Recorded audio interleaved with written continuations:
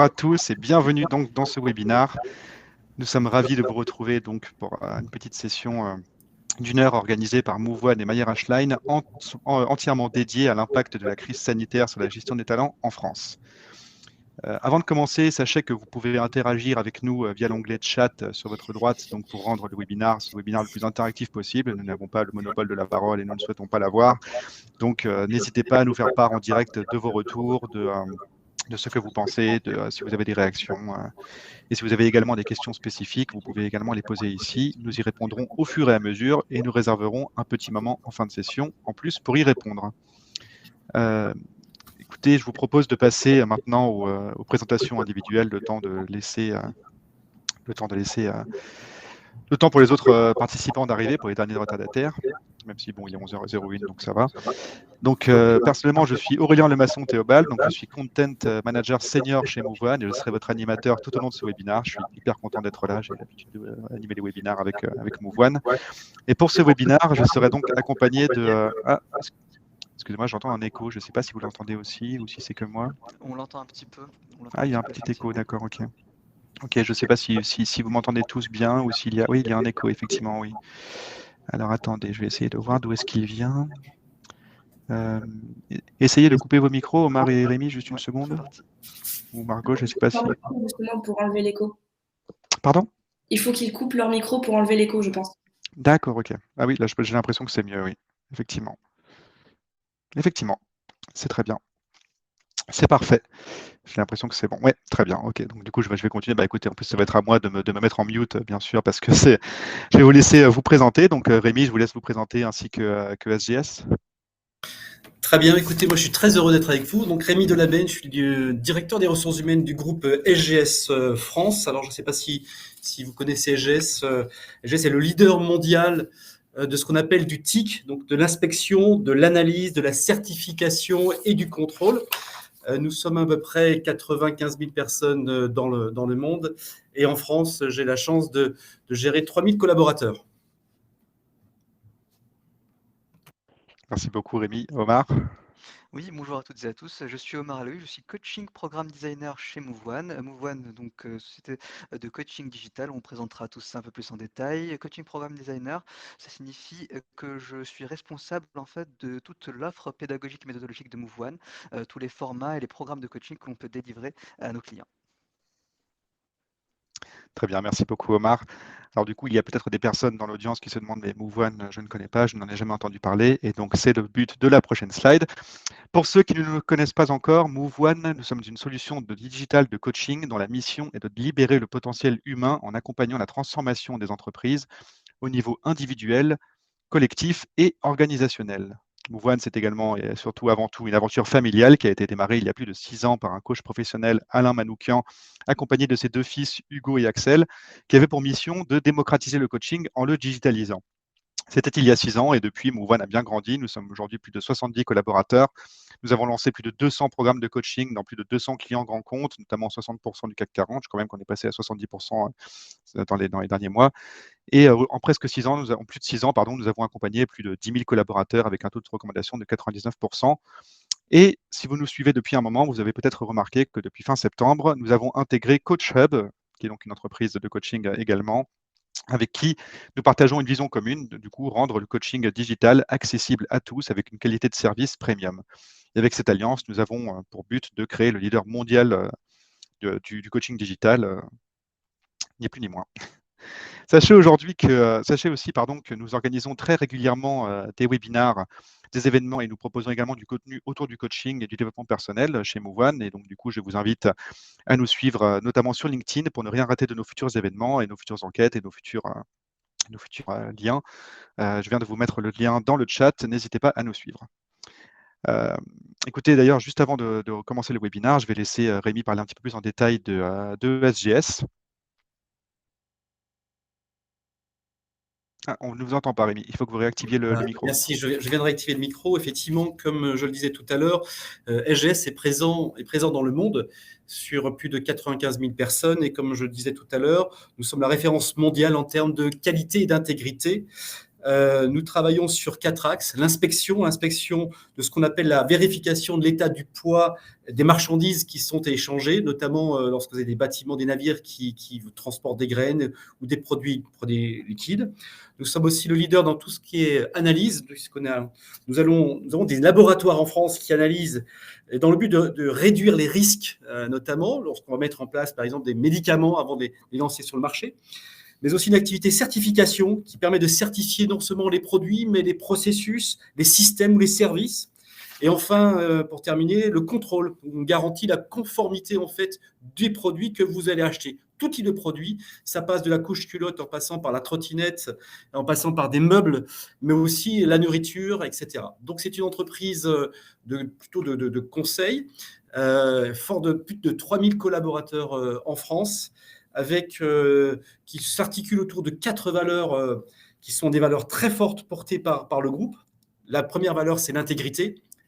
La deuxième valeur, c'est la passion.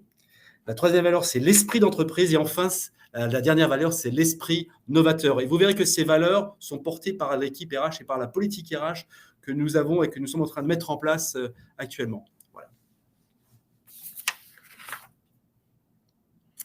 Donc, je ne sais pas. Ouais. Merci. Ouais. Merci beaucoup, Rémi. Excusez-moi, j'ai oublié de réactiver mon micro. Est-ce que vous souhaitez également parler de vos enjeux RH, brièvement? Alors, très brièvement, effectivement, les enjeux RH aujourd'hui, je dirais que vous savez que nous sommes en train de vivre une vraie révolution culturelle. Finalement, on s'aperçoit qu'avec cette crise du Covid, un certain nombre de choses ont été totalement modifiées. Nos paramètres ont été modifiés. Et il faut complètement réajuster notre politique RH. Alors, chez SGS, le premier objectif extrêmement important, c'est d'attirer des nouveaux talents ou tout simplement des talents. Et pour cela, il faut qu'on travaille absolument sur la marque employeur parce que nous ne sommes pas très connus finalement en France, alors que notre principale concurrence, si je vous dis Bureau Veritas, tout le monde connaît. Donc SGS souffre un peu de cette non-méconnaissance, en tout cas sur le marché. Travailler bien évidemment sur la qualité de vie au travail, on en fera la référence tout à l'heure et les raisons pour lesquelles c'est essentiel pour nous de revoir cette politique de qualité de vie au travail et puis d'améliorer aussi le processus de communication. La communication avec tout ce qu'on voit en termes des réseaux, le digital a totalement bouleversé en fait l'approche de la communication aujourd'hui. Bien évidemment, c'est fidéliser nos collaborateurs parce que les attirer, c'est très bien. Fidéliser, c'est encore mieux.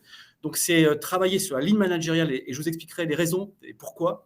Développer notre culture de la mobilité. Donc, c'est important d'être agile, de réagir, d'être agile dans le sens de réagir très vite en fait aux besoins du client et pour ce faire, d'avoir des ressources mobiles. Et enfin, d'avoir aussi une politique salariale qui soit dynamique, mais aussi bien ciblée avec les besoins de nos collaborateurs. Et enfin, développer sans arrêt les compétences parce que le monde va très vite et on voit que les besoins en compétences évoluent à une vitesse faramineuse. Et donc, encore une fois, il faut être extrêmement réactif, anticiper ces nouveaux besoins et ces nouvelles compétences. Voilà, donc c'est à peu près les grands enjeux que nous avons aujourd'hui chez SGS. Merci beaucoup, Rémi, pour cette présentation. C'était très clair. Écoutez, du coup, je vous propose maintenant de rentrer un peu dans le vif du sujet parce que c'est complètement, évidemment, vous l'avez dit, le développement des compétences est au cœur des enjeux RH de SGS, mais je pense, comme beaucoup d'entreprises qui nous écoutent et d'entreprises dans le monde même et en France. Donc, du coup, de quoi est-ce que nous allons parler pendant ce webinaire? Je vais vous faire une petite présentation du sommaire. Nous allons vous dévoiler enfin en exclusivité les résultats de notre enquête MoveOne et MyRHline pour mesurer précisément l'impact de la crise sanitaire sur la gestion des talents en France. Nous allons parler engagement, souhait de mobilité, rétention des équipes, aspiration professionnelle, process mis en place, tendance RH. On va vraiment tout vous dire. Et Rémi en profitera du coup pour compléter avec son expérience terrain, si je puis dire. Et dans un second temps, nous aurons une discussion un peu plus ouverte, même si la discussion, comme je vous disais en début de webinaire, est toujours ouverte, sur les leviers à disposition des RH pour répondre aux enjeux que nous aurons donc mis en évidence dans la première partie. Juste avant de commencer, de te laisser la main, Omar, je vais vous faire juste une petite annonce, enfin pas une annonce, mais une précision sur cette enquête. Pourquoi est-ce que nous avons voulu la faire? Eh bien, en fait, elle est partie d'une autre étude qui a été réalisée par l'ANDRH sur le même sujet en 2020. 50% des RH estiment que la crise sanitaire a eu un impact sur la gestion des talents. Alors, comme nous avons vu ce chiffre, ça n'a évidemment pas été une surprise, mais en fait, chez MoveOne, nous avons accompagné beaucoup d'entreprises pendant la crise, notamment sur la problématique de l'hybride, que nous connaissons, je pense, presque tous aujourd'hui. Mais nous souhaitions avoir une vision un peu plus en profondeur de cet impact, c'est-à-dire des choses que l'on ne voit pas tout de suite au premier coup d'œil. Donc, c'est pour ça que nous avons voulu réaliser cette enquête, pour mesurer notamment tout ce qui était soit de mobilité interne et géographique, les engagements des collaborateurs, l'impact vraiment psychologique, les aspirations de carrière, les rétentions des talents. Et donc, c'est ce que nous avons voulu mesurer et que nous allons être heureux de pouvoir vous présenter aujourd'hui. Un grand merci d'ailleurs à tous ceux qui ont répondu à cette enquête, parce que vraiment, il y a eu une réponse massive avec plus de 200 participants, donc ce qui nous permet d'avoir, avec des entreprises vraiment situées dans toute la France, donc ça nous a permis d'avoir une big picture assez claire. Et donc, écoutez, sans plus attendre, je vous propose de découvrir les résultats et Omar, je te laisse prendre la main. Merci beaucoup Aurélien. Effectivement, on va rentrer dans le vif du sujet directement avec quelques chiffres clés qui nous semblaient essentiels de partager avec vous aujourd'hui avant de vous montrer un peu plus d'éléments en fin de webinaire en partageant le lien vers les résultats complets de l'étude. Alors, tout d'abord, cette crise a eu différents impacts à différents niveaux. Le premier, on va dire le plus évident, si je puis dire, Aurélien l'a déjà quelque peu évoqué, c'est un changement dans les modalités de travail et d'organisation. Ce changement dans les modalités de travail et d'organisation se manifeste déjà par ben, la mise en place d'un télétravail un peu imposé, généralisé, du fait des confinements successifs qui ont obligé les uns et les autres à se retrouver enfermés chez soi, à devoir travailler, continuer l'activité chez soi. Mais ça a permis malgré tout d'expérimenter quelque chose de différent, quelque chose de nouveau, quelque chose qui a plu ou déplu, mais en tout cas qui a profondément changé, transformé les habitudes de travail et donc les modalités organisationnelles. Si bien qu'aujourd'hui, avec un peu plus de recul, l'organisation est hybride. C'est, on va dire, l'organisation de base des entreprises que l'on a avec un mélange présentiel, distanciel, parfois dans des espaces de coworking. Bref, il n'y a plus d'unité de lieu de travail. Et ça, c'est un impact très important parce que l'unité du lieu du travail, avant, permettait de, malgré tout, concaténer, consolider une sorte d'esprit autour duquel tout le monde pouvait se retrouver. Et aujourd'hui, cette unité de lieu n'existe plus et peut se manifester du coup à travers une diversité qui crée une autre forme de culture d'entreprise. On le voit à travers les chiffres, en tout cas aujourd'hui, c'est que aujourd'hui, sans surprise, près de 80% des entreprises en France ont mis en place du télétravail, un peu plus en Île-de-France. Et bizarrement, le fait de se retrouver dans cette modalité imposée a créé une sorte de déchirure de cette frontière qu'il pouvait y avoir entre la vie personnelle et la vie professionnelle, si bien que parfois il pouvait y avoir un surinvestissement, parfois sur un temps personnel pour faire des choses professionnelles.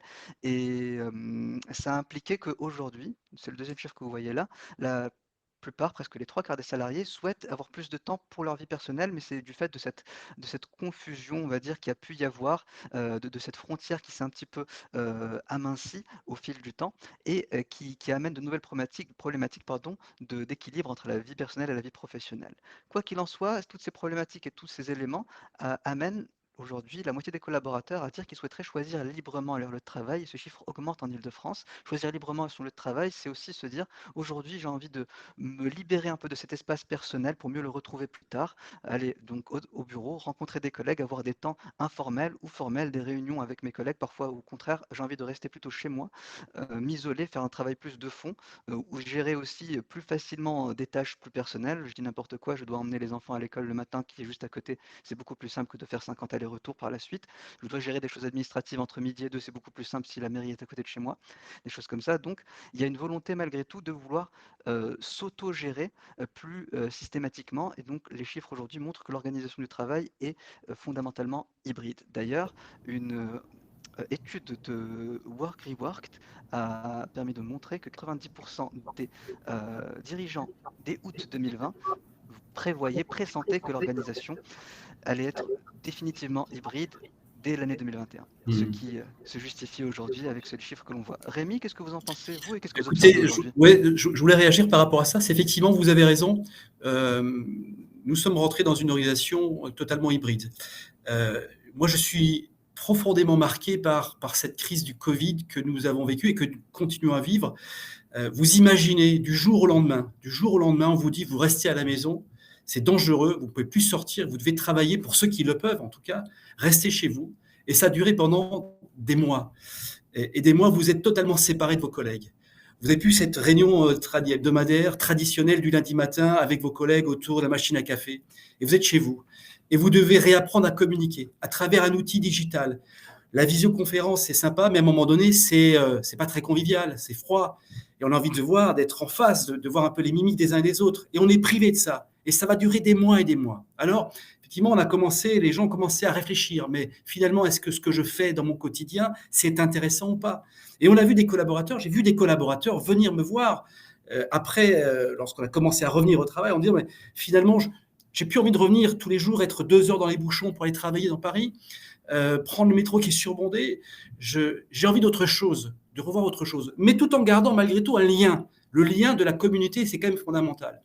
Et je me dis que quelque part, souvenez-vous, on avait commencé à mettre en place des horaires variables. Les gens pouvaient arriver jusqu'à une certaine heure. Là, on a prouvé qu'en fait, on pouvait rester chez soi, travailler sur des dossiers de fond, mais aussi arranger son timing. C'est-à-dire, si j'aime bien me lever très tôt le matin pour démarrer très tôt, puis ensuite aller accompagner mes enfants à l'école ou voir chercher mes enfants à l'école, ça ne posait pas de problème parce qu'on pouvait le faire. Et on l'a démontré. Et les gens ont joué le jeu. Et véritablement, les enquêtes ont montré que la performance, en tout cas, n'avait pas diminué, voire même augmenté. Donc, ça montre. Ceci étant, même si effectivement il y a cette nouvelle organisation du temps de travail qui se met en place, et c'est un incontournable, et on va vivre avec aujourd'hui, on a malgré tout quand même besoin, effectivement, d'avoir ce contact et ce lien. Donc on est sur une vraie organisation hybride, et on le voit. Les gens sont contents de revenir au travail, sont contents de revenir dans les bureaux, mais sont contents d'être aussi en télétravail, à condition qu'on adapte aussi les bureaux. Les bureaux sont froids. Regardez les bureaux qu'on avait jusqu'à présent, des grands open space, pas beaucoup d'intimité, pas très facile de travailler ensemble. C'est une vraie nécessité, à mon sens, de se réorganiser. Je vous donne un exemple. Nous avons mis en place dans une société dans laquelle je travaillais précédemment, on a refondu totalement les bureaux en créant des espaces, petits espaces de coworking, des espaces où on va pouvoir se retrouver un peu cocooning, dans des canapés, dans des fauteuils, avec des écrans pour travailler comme si nous étions à la maison, et puis en remettant en place ce que j'appelle le village. On a créé un centre, le centre qu'on appelle la place du village. La place du village, c'est l'endroit où on se retrouve. On va boire le café, on va manger ensemble, on va avoir des activités, des events ensemble. C'est ce côté proximité, c'est ce côté peut-être authenticité que les gens recherchent dans un espace beaucoup plus sympathique, beaucoup moins froid, beaucoup moins informel que ce que nous avions jusqu'à présent, d'où la nécessité, à mon sens, que vont avoir les entreprises, c'est vraiment d'adapter le bureau et l'endroit où on va travailler. Merci beaucoup Rémi pour ces compléments. Et effectivement, les impacts qu'on a cités sont effectivement là, mais il y a un impact tiers de l'hybride, c'est le management. Comment je manage mes équipes aujourd'hui à distance, comment je manage mes équipes quand j'en vois certains tous les jours, d'autres beaucoup moins, d'autres jamais. Sur ce sujet spécifique, nous avons un e-book. Aurélien, vous partagez le lien sur le chat pour vous, on va dire, vous initier, vous sensibiliser sur les problématiques du management hybride, quels sont les enjeux de cette problématique. Quoi qu'il en soit, effectivement, cette organisation plus hybride que jamais a fait émerger de nouvelles questions pour les collaborateurs. Les collaborateurs, étant isolés pendant plusieurs mois, plusieurs semaines, ont été confrontés à une sorte de réflexion introspective sur qu'est-ce que je fais en fait? Quel est le sens que je veux donner à mon quotidien? Est-ce que ce que je fais aujourd'hui, qui me prend beaucoup de temps, qui m'use, parce que je n'ai plus de frontières entre ma vie perso et ma vie pro, est-ce que c'est vraiment ce que j'ai envie de faire? Est-ce que ça a du sens pour moi? Et cette notion de sens a provoqué quelque chose de très très fort. C'est le deuxième impact majeur de la crise, c'est un profond désengagement des collaborateurs. Et on le voit ici à travers les chiffres. Plus de 80% d'entreprises estiment qu'aujourd'hui, l'engagement a été affaibli par la crise. Donc les collaborateurs sont de moins en moins alignés avec le sens que veut se donner l'organisation, que veut se donner l'entreprise. Aujourd'hui, fragiliser ce lien, cet engagement, ça se traduit souvent par une fuite. Une fuite parce qu'on ne se sent plus à sa place, on ne se sent plus aligné, on ne se sent plus en capacité de se battre pour l'entreprise. Et le deuxième chiffre le montre bien, il y a moins de la moitié des entreprises France entière qui pensent être en mesure de conserver leur talent. Et ce chiffre est encore plus bas, on est quasiment à un tiers en Île-de-France. Aujourd'hui, on est face à une problématique où on a des collaborateurs talentueux, des talents même, et on sait qu'on ne pourra pas les retenir du fait de ce désalignement entre le sens que l'on recherche, ce que l'on s'était projeté comme étant le monde du travail, finalement ce que l'on vit du fait de la crise, ce que l'on a pu vivre, subir. En tout cas, l'on constate aujourd'hui que ce désengagement peut être lié à une perte de sens, à une fatigue extrême. Ce sont les éléments que vous nous avez ressortis, donc les 200 répondants, comme étant les 3 comportements clés engendrés par la crise chez les collaborateurs. Rémi, par rapport à cet engagement ou ce désengagement, cette perte de motivation, comment vous l'avez vécu dans le cadre de votre entreprise? Écoutez, nous sommes dans les statistiques. C'est vrai que, pour être très, très honnête, on ressent en tout cas un désengagement, une démotivation, qui, à mon sens, vous l'avez dit hein, très justement, c'est aussi, beaucoup de collaborateurs se sont vraiment posé la question sur le sens qu'ils donnent réellement à leur travail, à leur quotidien, à leurs tâches. Quelle est ma valeur ajoutée? Est-ce que finalement je me retrouve ou pas dans ce que je fais, dans le travail que j'apporte? Est-ce que je me retrouve dans cette entreprise? Est-ce que la raison d'être de cette entreprise me correspond? La raison d'être est une question fondamentale aujourd'hui. On voit que les questions des enjeux sociétaux auxquels nous sommes confrontés, problème de RSE, on ne peut plus, aujourd'hui c'est fini, on ne peut plus les éviter, il faut les intégrer dans la vision de l'entreprise, dans la raison d'être de l'entreprise et dans ce que l'on fait au quotidien. Et je pense que la génération, les trentenaires, toute cette génération qui arrive et qui est sur le marché avec nous, qui nous accompagne, sont totalement sensibilisés et ont besoin justement qu'on leur démontre le sens même du travail, la raison d'être de l'entreprise. Et c'est pour ça que je sens même aujourd'hui une véritable, comment dire ça, un vrai besoin qu'on s'occupe d'eux, qu'on les accompagne, qu'on les aide, qu'on les accompagne dans le développement. On en reparlera peut-être tout à l'heure, mais c'est cette notion de développement personnel qui est indispensable. L'entreprise qui est anonyme, impersonnelle, où finalement il y a peu d'humanité, c'est fini. Les ressources humaines ont pleinement leur jeu à jouer. Alors, vous allez me dire, c'est facile, t'es DRH, de dire ça. Non, c'est pas vrai. On a besoin de sens, on a besoin d'humanité, on a besoin d'être proche de nos collaborateurs. C'est essentiel. Sinon, c'est la mort de l'entreprise. Regardez les entreprises qui sont aujourd'hui des majors sur le marché en termes de qualité de vie au travail. Elles ont mis en place des actions de communication pour être le plus proche possible de leurs collaborateurs et de créer un lien. Alors, on peut avoir du lien même quand je suis en télétravail, du lien quand je suis effectivement au bureau, mais un lien où je me sens bien et où j'apporte du sens à ce que je fais. Et dans l'entreprise dans laquelle je travaille, eh ben, je m'y retrouve. Et ça, c'est un incontournable. Il faut que tous nos CEO et tous nos DRH le comprennent et l'intègrent, ainsi que nos actionnaires évidemment, l'intègrent dans leur vision et dans leur politique RH. Merci beaucoup Rémi. Il y a une question intéressante dans le chat. Corrige-moi Aurélien si je me trompe, mais les chiffres qu'on a pu collecter pour cette étude n'allaient pas dans la granularité du grade et de la seniorité. Donc par rapport à cela, ce sera difficile de vous répondre par des chiffres, on peut vous répondre par des ressentis. Lorsque j'avais fait justement, petite anecdote personnelle, mon mémoire pour devenir coach, j'avais un petit peu creusé le sujet des différences différences générationnelles, pardon, et comment on peut traiter le management intergénérationnel. Et effectivement, on pouvait constater que dans les plus jeunes générations, jeunes à prendre, on va dire, en dessous, allez, disons, jeunes vice personnes, on va dire, les personnes qui sont nées après les années 80, ont une volonté beaucoup plus forte de retrouver du sens dans ce qu'elles font au quotidien, indépendamment de la crise. Et on va dire que cet élément a été renforcé par la crise. En tout cas, c'est ce que j'ai pu constater dans mes petites recherches personnelles lorsque j'écris mon mémoire. Ces éléments sur le sens, sur la mission que l'on peut se donner, sur le fait que le travail n'est plus simplement un moyen de subvenir à ses besoins, mais un moyen de laisser sa trace, de marquer le monde et de faire quelque chose qui puisse apporter de la valeur positive au monde, c'est quelque chose qui est beaucoup plus ancré chez les jeunes générations versus des générations, et ce que je dis, c'est juste des généralités assez globales, tout le monde ne se retrouve pas dans des cases, bien entendu, il y a de tout partout, mais il y avait eu cet effet de masse dans les études que j'avais j'avais trouvées, qui disaient que dans les générations peut-être plus anciennes, il y avait une notion de sécurité liée au travail, de sécurité qui impliquait que la question du sens ne se posait pas forcément. Très juste. J'ai peut-être juste une réflexion par rapport à ce que Omar vous venez de dire. Il me semble que nous avons de plus en plus de jeunes talents diplômés, donc de plus en plus de diplômés en France, en Europe et dans le monde. Et donc, nous sommes aujourd'hui confrontés à des gens qui sont extrêmement bons.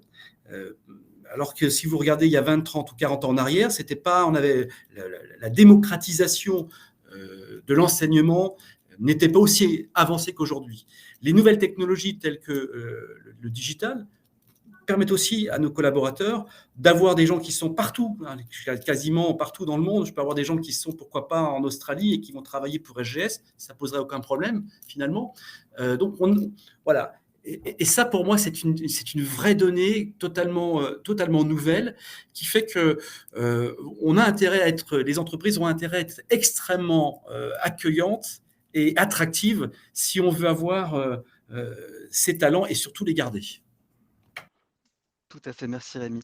Je prends juste un dernier point dans le chat, après je passe à la suite. C'est cette fameuse remarque à 2 francs de Louis, que je trouve très très très pertinente, mais au contraire, les 2 francs que vous citez la valent cher, qui dit qu'effectivement, il faudrait peut-être profiter de ce monde hybride, si je reformule avec mes mots, vous me direz si j'y réjoins dans le chat, profiter de cette organisation hybride pour se dire, ok, si j'ai envie de motiver maintenant mes équipes alors qu'elles sont loin, j'ai besoin finalement d'être beaucoup plus connecté personnellement à elles, de comprendre mes différences avec elles, avec chacune et chacun des collaborateurs que je manage. Et cette différence, cette analyse des comportements, des préférences, on va dire sur les motivations, sur la communication, elle peut se faire par le prisme d'un outil psychométrique tel que le DISC, la ProcessCom, le MBTI, qui sont des outils, bon ça reste des outils malgré tout, mais qui donnent une première grille de lecture, un premier niveau de lecture pour se donner les moyens en tant que manager d'adapter sa communication et son management à chacun. De toute façon, avec une distance qui se crée, c'est indispensable d'avoir des temps individuels beaucoup plus forts, beaucoup plus personnalisés pour avoir un engagement maximal. Et justement, ces outils vont permettre, et là je partage complètement votre avis, Louis, vont permettre d'aller dans ce sens, d'individualiser la relation, mais aussi de créer du collectif et de permettre, à travers toujours ces mêmes outils, de faire en sorte de dynamiser les échanges en interne au sein de l'équipe et de créer, malgré la distance, une équipe la plus soudée, la plus cohérente possible. Merci beaucoup pour votre remarque. On va passer à la suite, justement parce qu'on cherche aujourd'hui à conserver ces talents. C'est ce qu'on disait. 46% aujourd'hui des entreprises pensent être en mesure de conserver les talents. On veut les conserver. Mine de rien, ce chiffre est assez faible parce qu'il y a une vraie crainte de les perdre. Aujourd'hui, les talents fuient du fait de ce désengagement et on veut les conserver. Et avant de voir quels leviers ont été mis en place aujourd'hui, parce qu'on a posé la question aux entreprises, on va peut-être se poser une autre question. Qu'est-ce qu'un talent finalement? C'est qui ces gens qu'on veut conserver? C'est qui ces gens que l'on veut garder? À quoi peut-on reconnaître les talents? On vous a posé la question aussi, parce qu'on s'est dit c'est intéressant d'avoir votre retour sur ça. Et l'élément qui est ressorti le plus souvent, c'est le potentiel. Le potentiel, c'est très intéressant que ça ressorte. Bon, il y a des choses beaucoup plus opérationnelles, communes, courantes qui sont sorties, la performance au sein d'entreprise, l'expérience passée, la formation initiale, le manager N+1 qui a pu évaluer la personne. Mais il y a eu cette notion qui est ressortie systématiquement par tout le monde, la notion de potentiel. C'est très intéressant parce qu'il y a beaucoup de choses qu'on peut mettre derrière potentiel. Potentiel, en plus, ça va différer d'un métier à l'autre, d'une attente à l'autre, ça va différer d'une entreprise à l'autre, ça va différer d'une personne à l'autre. Au final, le potentiel, si on cherche la définition essentielle de ce que ça veut dire, et c'est peut-être en ça que tout le monde va se rejoindre, c'est cette capacité d'évolution rapide vers un point donné. On se dit, cette personne, a priori, on pressent qu'elle est capable d'aller loin, entre guillemets. Aller loin, c'est ça qui va être spécifique à chacune des entreprises, à chacune des organisations, à chacun des métiers. On peut être un très haut potentiel dans les métiers, je dis n'importe quoi, du financement structuré en banque et ne pas du tout être perçu comme un potentiel dans un autre monde très différent, celui du consulting en RH par exemple. Je dis n'importe quoi, mais ce sont juste des exemples qui montrent que finalement, il n'y a pas un potentiel universel.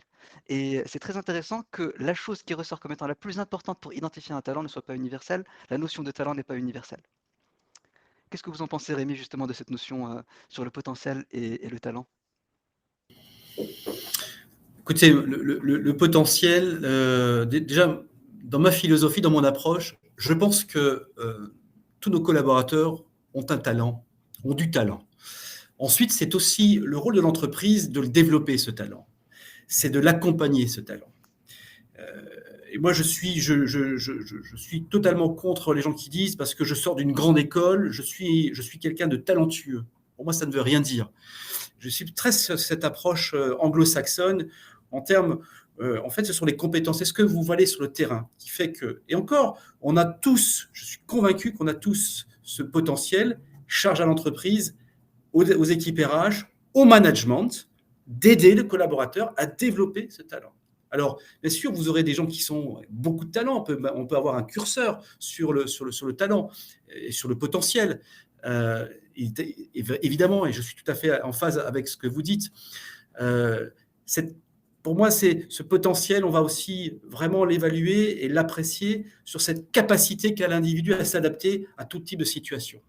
Et ça, on le voit dans l'entreprise. Et dans l'entreprise, on a besoin de gens qui s'adaptent vite. Et pour ce faire, soyons à leur côté, soyons aux côtés de nos collaborateurs, ayons une vraie politique RH dynamique qui prend ça en compte pour développer. Donc, on parle beaucoup de plan de développement. Et au-delà de cette notion, c'est qu'est-ce qu'on en fait de ce plan de développement. Donc oui, potentiel, on a des évaluations, la NIBOC, vous connaissez tous, c'est le potentiel, la performance de l'individu, et on essaie d'évaluer, etc. Moi, je suis convaincu que nos collaborateurs, et je le redis encore une fois, nos collaborateurs ont du talent, charge à nous de développer ce talent et d'accompagner chacun d'entre eux. Merci beaucoup Rémi. Ce que vous dites en plus résonne beaucoup en moi en tant que coach. C'est justement ce qu'on appelle le coaching mindset ou l'état d'esprit de coaching. Tout le monde est plein de ressources, plein de potentiel, effectivement. Et donc, tout le monde peut se réaliser, aller jusqu'au bout de ses objectifs et ses objectifs personnels. Ça peut être effectivement aligné avec l'objectif de l'entreprise et c'est en alignant les deux qu'on arrive à peut-être toucher à ce que les entreprises ont pu appeler talent ici. Et c'est très, très, très intéressant, je vais rebondir sur ce que vous avez dit. Il y a cette notion de développement qui est ressortie plusieurs fois dans votre discours et c'est justement ce qui est ressorti dans le discours des entreprises. Le levier principal qui a été mis en place aujourd'hui au cœur des enjeux RH, c'est le développement des collaborateurs et des talents en particulier.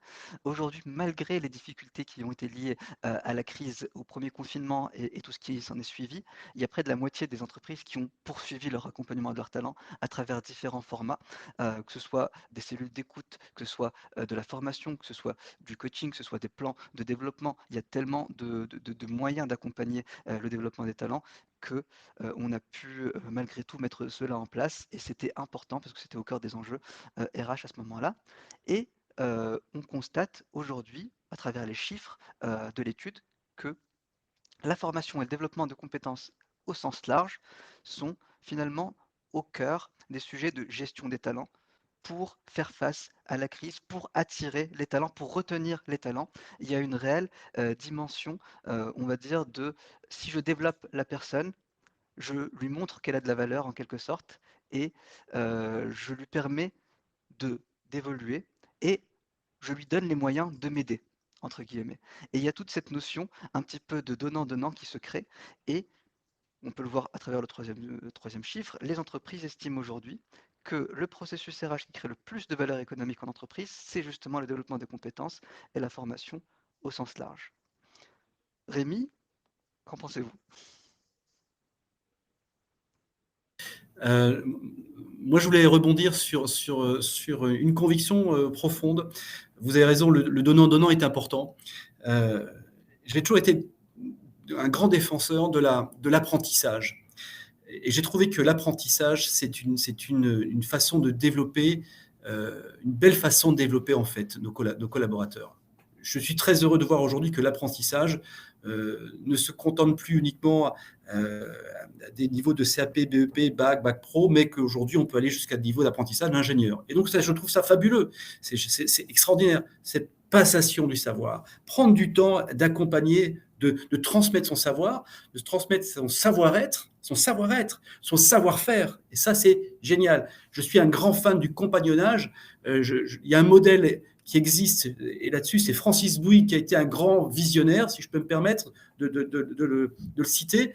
Au sein de Bouygues, ils ont créé un ordre des compagnons du Minorange, pour transmettre ce savoir, ce savoir-être, ce savoir-faire dans le bâtiment, dans le TP. C'est génial ce qu'ils ont fait. Et ça, je suis un grand. Et je pense que c'est une vraie façon d'accompagner les talents dans nos entreprises. Donc, continuons à faire l'apprentissage, continuons à avoir des alternants, aidons-les et mettons-les en situation. C'est comme ça, en fait, qu'on va pouvoir développer les talents. Alors, il y avait une remarque d'une personne qui participe à ce webinaire qui parle de magie. Oui, vous avez raison. C'est un peu de la magie que nous avons.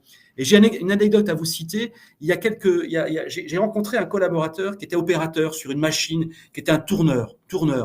Hein, tourneur, bon, on peut effectivement, si on ne connaît pas trop le métier, on peut dire oui, ok, c'est un opérateur tourneur. Oui, mais cet opérateur tourneur, quand il rentrait chez lui le soir, quand il était chez lui le week-end, il avait dans son garage, un grand garage, vous allez comprendre pourquoi, il a construit, imaginé, mis sur plan un navire, un voilier. Et il a construit de ses mains un voilier. Alors oui, effectivement, moi je suis DRH, je suis incapable de construire un voilier, je serais incapable de faire un plan, je serais incapable de faire ce qu'il a fait. Et comme quoi, effectivement, il avait de la magie, ce monsieur, il avait énormément de talent, et chacun a son talent. Et c'est ça pour moi la force que chacun d'entre nous avons, et c'est là le rôle vraiment de la fonction RH, c'est d'accompagner et de développer cette graine et faire en sorte que cette magie devienne réalité. Tout à fait. Merci beaucoup Rémi pour ce partage. C'est très juste et c'est très fort ce que vous dites. Et justement, on va passer à la deuxième partie pour voir un peu comment on peut mettre en place des choses pour accompagner cette magie, pour accompagner le développement et l'explosion de cette magie dans toute sa splendeur en entreprise. Et pour ce faire, on s'est d'abord posé une question. C'est la question primordiale qui est sous-jacente, c'est comment retenir les talents finalement, comment retenir les collaborateurs et comment faire en sorte par la suite de développer pleinement leur magie. Pour pouvoir les retenir, la question qu'on s'est posée, c'est qu'est-ce qu'ils attendent finalement, ces collaborateurs? Qu'est-ce qu'ils attendent? Qu'est-ce qu'ils attendent? Parce que si on leur donne ce qu'ils attendent, on a a priori un peu plus de chances qu'ils restent avec nous. Et de même, on vous a posé la question. Et selon vous, ce qu'ils attendent, avant tout, c'est de la reconnaissance. La reconnaissance, c'est un mot assez fort et c'est comme le mot potentiel, on peut y mettre beaucoup de choses. Il y a la reconnaissance du travail, bien entendu. Il y a la reconnaissance de l'engagement de la personne par rapport aux efforts qu'elle fait pour l'entreprise, pour la mission. Il y a la reconnaissance de la personne en tant que telle.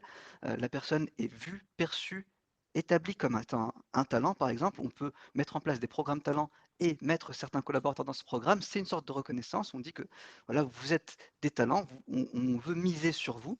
La personne peut se dire effectivement, on mise sur moi, on me fait confiance, on me donne les moyens de réussir et d'aller plus loin que là où je suis aujourd'hui.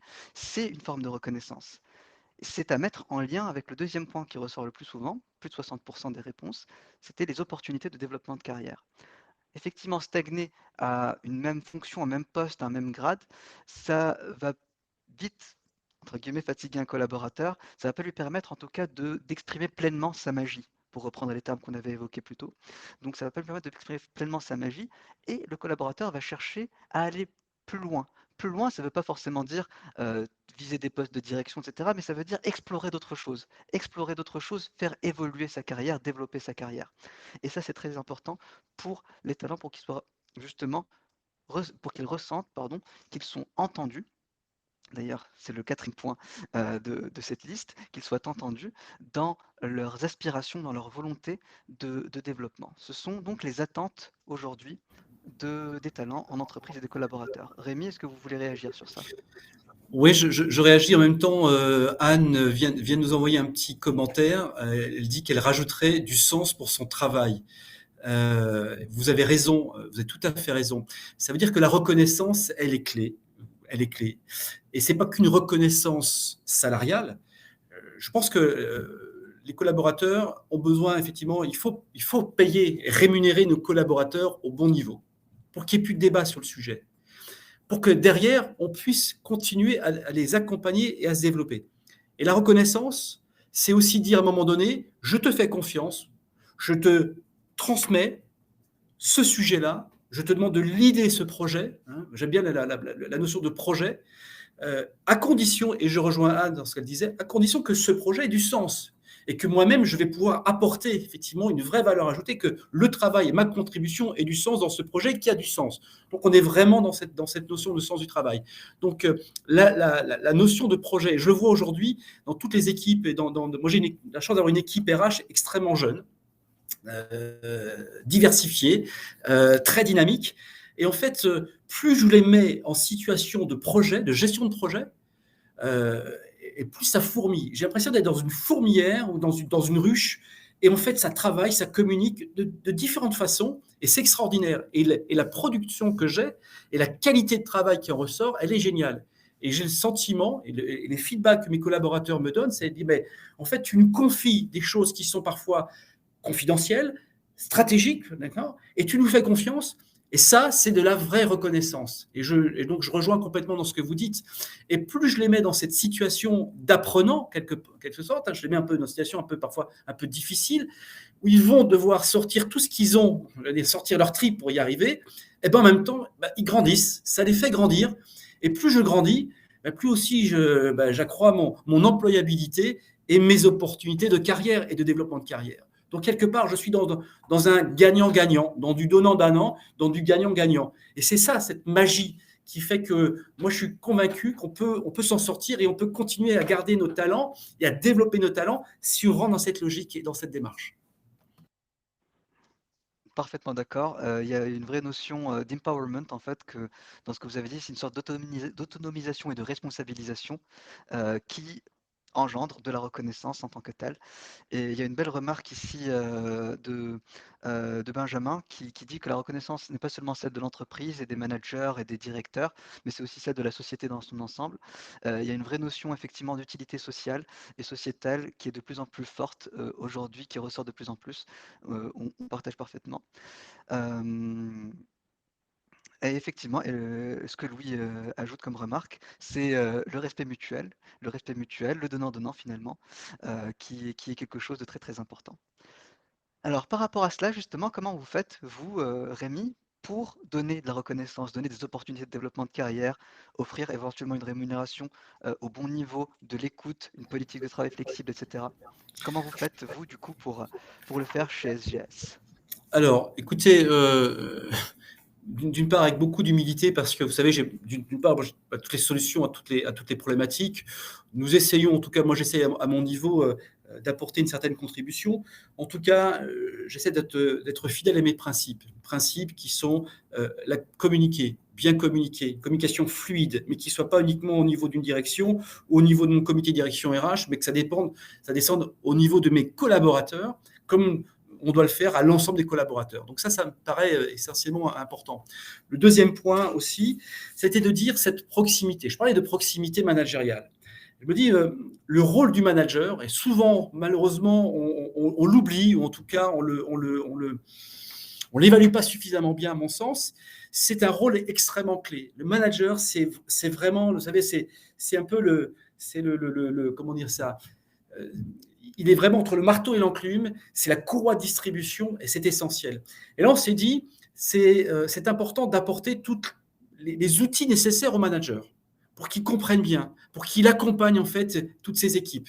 Donc, sur 3 piliers, sur ce côté, comment je le responsabilise en tant qu'acteur de changement, comment j'arrive effectivement à l'aider dans son parcours, sachant que chacun a peut-être des besoins très spécifiques. Donc, c'est faire du sur-mesure. Puis enfin, c'est faire en sorte que le N+1 de son manager, le manager de manager, l'accompagne et soit totalement investi.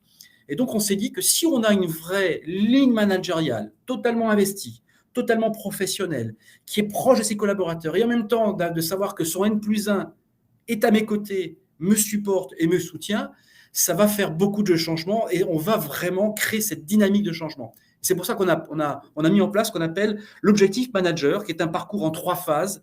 Une première phase où j'apprends à prendre du recul, la phase 2 où je prépare mon plan de développement individuel. C'est vraiment ce côté individualisé. Je crois de plus en plus au côté individuel des choses. Et donc le sur-mesure me paraît intéressant. Donc on va demander à chaque participant de travailler avec son manager sur son plan de développement. J'ai besoin de quoi finalement ? Est-ce que j'ai besoin d'accompagnement sous forme de coaching, Est-ce que c'est du mentoring? Est-ce que c'est de la mise en situation, de situation apprenante? Est-ce qu'il faut que je développe tel soft skills ou hard skills, pourquoi pas, etc. Donc, c'est vraiment ce qu'on essaie de mettre en place avec nos équipes. Alors, c'est un parcours qui est aujourd'hui, avec ce qui s'est passé, on l'a mis en 100% digital parce qu'on n'avait pas trop les moyens. Avec le Covid, c'était compliqué. Aujourd'hui, on est en train de réfléchir pour faire un parcours, le compléter en faisant ce qu'on appelle du blending parcours avec une part présentielle. Moi, je crois encore et c'est important de garder un peu de présentiel, de tisser ces liens, de savourer à un moment donné autour d'une bière, autour d'un moment convivial en tout cas. Ça crée des liens, ça me paraît important. Donc ça, c'est essentiel pour moi. Et on va le compléter prochainement d'ailleurs avec donc, ce côté présentiel. Voilà. Ensuite, je ne sais pas s'il y a d'autres slides qui permettent de présenter. Voilà, c'est ce que je vous disais, hein, c'est ce parcours en 3 dimensions, phase 1, phase 2, phase 3. Et tout au long, voilà, on l'accompagne. Donc, c'est un programme qui va se faire sur plusieurs mois, voire sur plusieurs années, où on accompagne. C'est jamais en one shot. C'est pas dire, OK, tiens, je te donne ça, et puis c'est bon, j'ai rempli ma tâche. Non, non, c'est un accompagnement tout au long de ça. Idéalement, c'est tout au long de sa carrière. Voilà, parce que nos besoins évoluent, parce que on est confronté à des situations parfois un peu différentes, nouvelles, et on a besoin d'avoir ce support. Ça me paraît essentiel. Donc voilà, avec l'idée de créer aussi ces communautés managériales où les gens vont pouvoir échanger. Alors, il n'y a pas que ça, c'est aussi un parcours d'intégration. Je suis convaincu que lorsque vous embauchez quelqu'un, il est essentiel que la greffe prenne. Vous embauchez quelqu'un, son pourcentage d'engagement est à 100%. Motivé, super engagé, super content de vous rejoindre. Au bout d'un an, différentes enquêtes ont démontré que ce taux d'engagement avait diminué de manière drastique. Comment peut-on expliquer qu'au bout d'un an, ce taux d'engagement est diminué aux alentours, alors certaines études montrent c'est entre 20 et 30% d'engagement sur. Vous dites, mais ce n'est pas possible. Donc, l'intégration, le parcours d'intégration, le moment où je vais consacrer du temps pour que la personne comprenne qui on est, comment on fonctionne, l'ADN de l'entreprise, elle est essentielle. Alors, c'est aussi avoir maintenant une organisation qui soit hybride. Donc, le télétravail, c'est indispensable, c'est incontournable. L'entreprise qui ne le met pas en place, à mon avis, n'a pas tout compris. Mais bon. Ensuite, c'est de continuer à travailler véritablement sur les compétences. Le monde va très vite, je vous le disais. Les technologies avancent très vite. Il faut impérativement qu'on s'adapte. De nouveaux métiers arrivent avec des nouvelles compétences. C'est essentiel. On est dans l'amélioration continue. Et moi, je préconise d'avoir vraiment cet état d'esprit, de se dire ce que j'ai fait aujourd'hui, mon process RH qui existe aujourd'hui, il est déjà obsolète demain. Soyons toujours avant-gardistes, toujours le upgrader en quelque sorte, une mise à jour de nos process RH pour être certain que nous sommes en avance et en anticipation de phase par rapport à ce qui se passe sur le marché. Et puis, bien sûr, avoir des outils pour développer l'auto-apprenance. Je crois fondamentalement que si j'offre une palette à mes collaborateurs sur des besoins spécifiques, voilà, moi, je suis plutôt sur, je vais développer mon côté linguistique. Moi, j'aimerais développer mon sens de l'écoute. Moi, j'aimerais travailler sur le feedback. Moi, j'aimerais travailler sur une technique, sur l'expertise paye ou je ne sais pas quoi. Très bien. Eh bien, offrons à nos collaborateurs ce type, c'est-à-dire cette plateforme qui vont leur permettre d'apprendre par eux-mêmes. C'est ce que nous avons mis en place chez SGS avec une plateforme qui s'appelle Edflex, où ils ont la possibilité d'y aller quand ils veulent, à leur moment, à leur rythme, pour travailler tranquillement et suivre effectivement des webinars, du e-learning, des conférences pour justement apprendre, se développer. Merci beaucoup Rémi. Effectivement, il y a toutes ces briques. On vient ici vous en présenter une dernière, la brique du coaching pour accompagner le développement des talents. Le coaching professionnel, qu'est-ce que c'est? C'est une solution qui va permettre justement aux personnes qui en bénéficient, d'opérer des changements de posture, des changements de comportement, des changements de style managérial parfois, de gérer leurs émotions, de les comprendre, de les utiliser au contraire pleinement pour réussir, pour être plus épanoui finalement dans son monde professionnel, dans son milieu professionnel, pour aller vers plus d'efficacité d'une part et une meilleure performance d'autre part. L'objectif, pour citer Sir John Whitmore, le père fondateur du coaching en Europe, l'objectif du coaching finalement, c'est de maximiser le potentiel et la performance des personnes.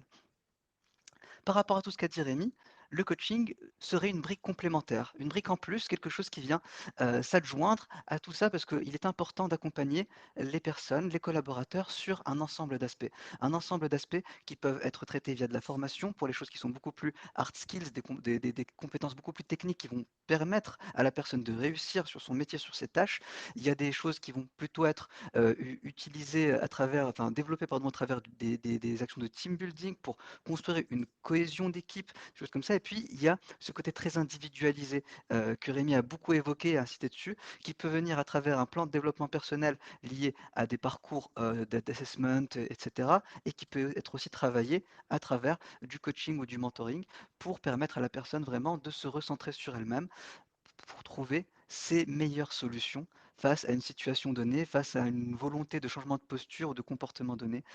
Le coaching en entreprise peut être individuel, collectif, avec des pairs pour créer du réseau, ou en équipe pour consolider les fondations d'une équipe ou améliorer la communication au sein de l'équipe, bref, pour aller vers un maximum de performance individuelle et collective. Les bénéfices du coaching, pour vous citer ICF, donc International Coaching Federation, qui est l'un des organismes internationaux régulateurs du métier du coaching, bah, ils sont nombreux, on vous en a mis ici quelques exemples, mais on voit qu'ils peuvent répondre directement aux problématiques que l'on a identifiées au-dessus, avec l'augmentation du niveau d'engagement des collaborateurs, une recherche de l'amélioration de l'équilibre vie pro-vie perso, parce que ça peut être une des problématiques qui est amenée dans l'espace de coaching sur laquelle on peut travailler, un développement du leadership, comment je peux, moi en tant que personne, développer ma posture d'influence transversale, d'influence verticale vis-à-vis de mon manager, vis-à-vis de mes collaborateurs, pour pouvoir justement être dans cet empowerment ou justement être dans plus d'assertivité, etc. Quelles sont les nouvelles postures et les nouveaux comportements que je veux avoir? Comment je peux améliorer l'efficacité des équipes en étant dans une meilleure posture de communication? Comment je peux améliorer ma capacité de collaboration? Comment je peux mieux motiver mes équipes en tant que manager? Toutes ces questions peuvent être traitées de façon individualisée à travers du coaching professionnel, effectivement. C'est justement pour faire le lien avec MoveOne, ce que l'on fait chez MoveOne, nous proposons une offre de coaching digital pour libérer le potentiel, on retrouve ce mot, le potentiel humain pour accompagner les transformations dans les entreprises, effectivement, quelle que soit leur forme, quelle que soit leur durée, quel que soit leur impact, puisque la transformation aujourd'hui est permanente, s'accélère, et on le vit bien aujourd'hui, depuis plusieurs années, on vit une grosse transformation au sein desquelles s'opèrent d'autres transformations. Et il est important, du coup, de miser sur les personnes qui vont faire en sorte que cette transformation sera une réussite ou un échec, les people, les humains, les femmes et les hommes des organisations. Et pour ce faire, on s'appuie sur notre approche de coaching CAR, qui vient en fait en support, en appui de notre solution digitale que je vais vous présenter juste après. Cette approche CAR est en fait une réappropriation des fondamentaux du coaching adaptés à cette solution de coaching digital que nous proposons. Alors CAR, c'est un acronyme pour conscience, donc prendre conscience. À travers justement le questionnement puissant du coach, on va pouvoir identifier ses besoins, ses objectifs, mais aussi ses croyances limitantes, ses freins, le pourquoi je n'y arrive pas aujourd'hui, et essayer d'identifier justement, se connecter à soi, avoir un apprentissage émotionnel sur soi pour construire les premières briques de son plan de développement. Une fois qu'on s'est connecté au niveau émotionnel, il est important d'avoir des enseignements à un autre niveau, au niveau cognitif. Là, on va plutôt avoir de l'apprentissage, du contenu de micro-learning personnalisé qui va être poussé, ce fameux A de CAR. Par exemple, si dans les problématiques identifiées via la connexion émotionnelle, c'était la gestion des priorités, quelque chose de très très opérationnel par exemple, on va pouvoir pousser à travers des fiches outils et du contenu pédagogique personnalisé, des éléments, par exemple, relatifs à la matrice d'Eisenhower, quelque chose de très très opérationnel pour gérer ses priorités. Si au contraire la personne a besoin d'un quelque chose de beaucoup plus émotionnel, de beaucoup plus profond, qui a besoin de connecter euh, de se connecter à soi et aux autres davantage, on va pouvoir pousser des choses qui vont plus avoir attrait à ce que disait Louis tout à l'heure, par exemple sur des modèles de personnalité. Comment je peux utiliser le MBTI ou la ProcessCom pour mieux communiquer avec mes collaborateurs? Comment je peux utiliser mes préférences comportementales issues du disque pour mieux me comprendre et mieux gérer mes émotions? Par exemple, comment je peux utiliser les outils de la communication non violente dans mon quotidien professionnel? Des choses comme ça. Donc on connecte l'émotionnel au cognitif et puis le R, le plus important dans le coaching, responsabiliser, passer à l'action. Parce que, effectivement, se connecter à soi, comprendre, apprendre, c'est bien, mais si on n'agit pas derrière et si on ne fait pas, c'est dommage, on perd l'essentiel de la chose. L'objectif ici, donc, c'est de pousser les personnes à l'action, la mise en mouvement, la fameuse mise en mouvement du coaching. Donc ici, il y a des engagements qui sont pris en séance avec le coach ou la coach pour tester des choses, venir à la séance suivante, faire le bilan, voir ce qui a marché, ce qui n'a pas marché, essayer d'ajuster ce fameux plan de développement qu'on est en train de construire au fil des séances pour permettre à la personne de partir en toute puissance, au sens d'Eric Berne, c'est-à-dire capable de se maîtriser et de maîtriser son plan de développement, être responsable de son propre plan de développement et être complètement responsabilisé, complètement autonome au-delà du coaching. Il n'y a pas de dépendance au coach. La personne est complètement capable d'elle-même de poursuivre son travail de développement personnel. Donc c'est un ancrage qui est fait à ce niveau-là pour permettre à la personne de repartir avec des choses qui vont rester durablement en elle et derrière continuer son développement. Donc effectivement, je le disais, cette approche CAR, elle va permettre de venir soutenir la solution MoveOne. La solution MoveOne, ce n'est pas juste un outil de visioconférence pour mettre en relation un coach et un participant ou une participante. Ce n'est pas juste une marketplace pour mettre en relation aussi des gens. C'est toute une solution complète qui a 3 briques. Un ensemble de coachs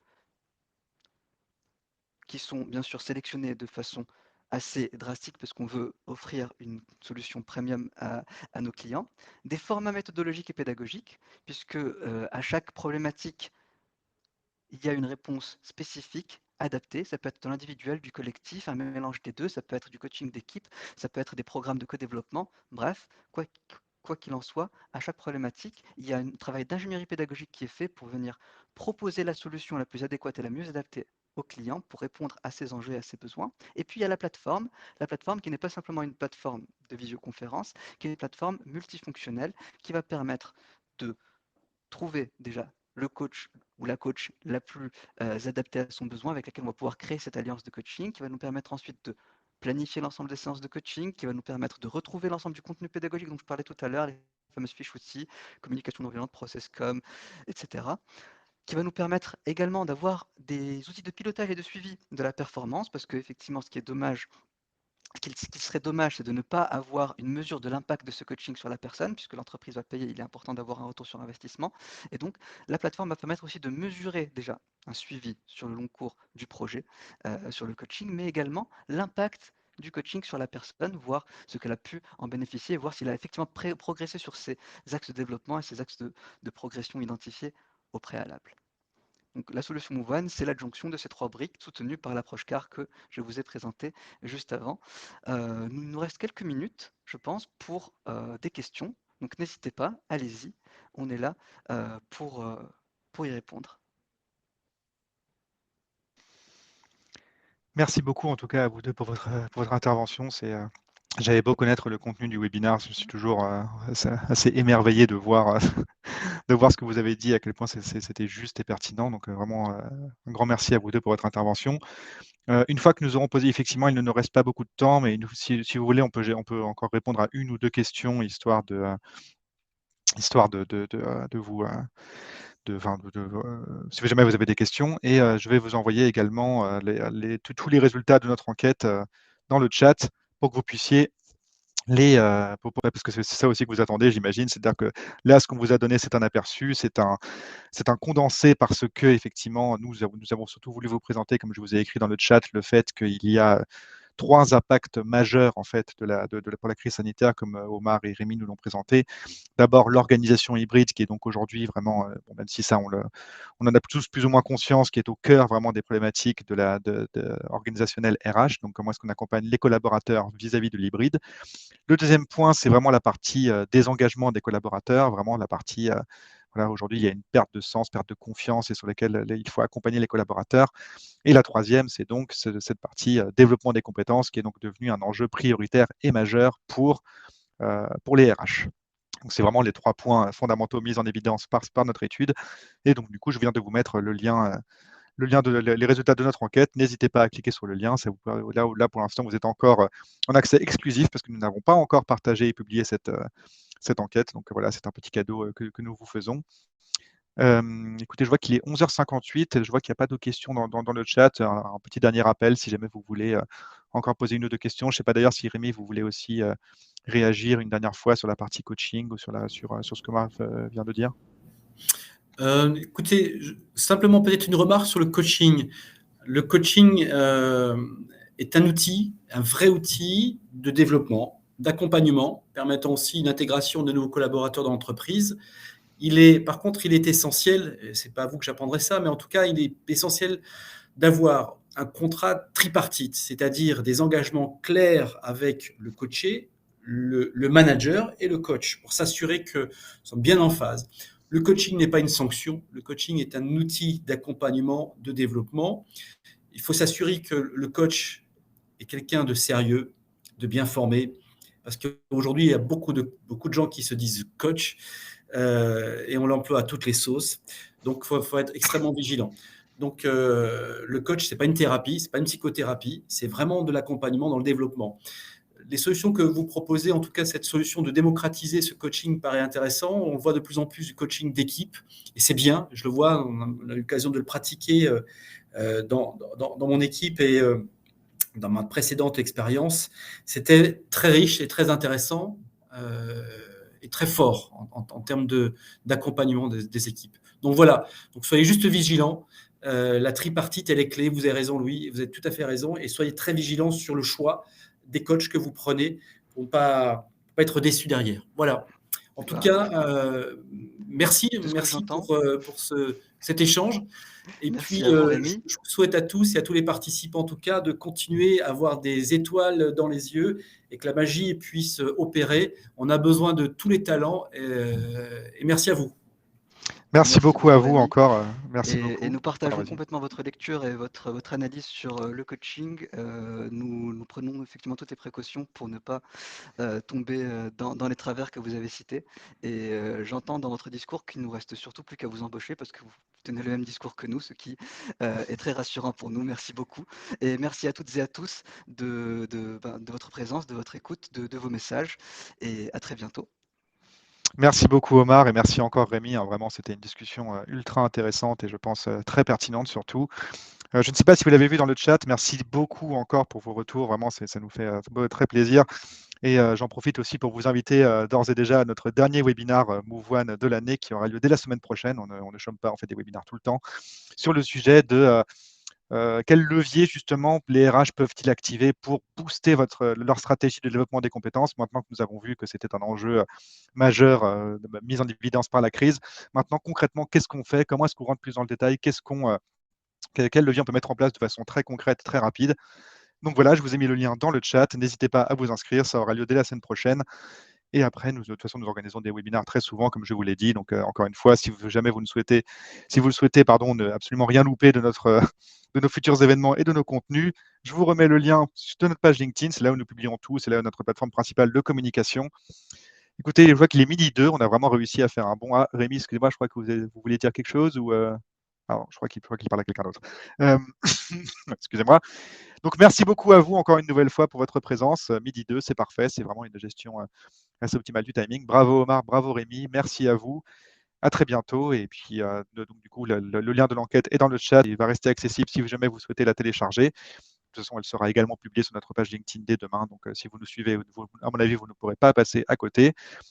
Merci encore. Très bonne journée à vous et à bientôt. À bientôt.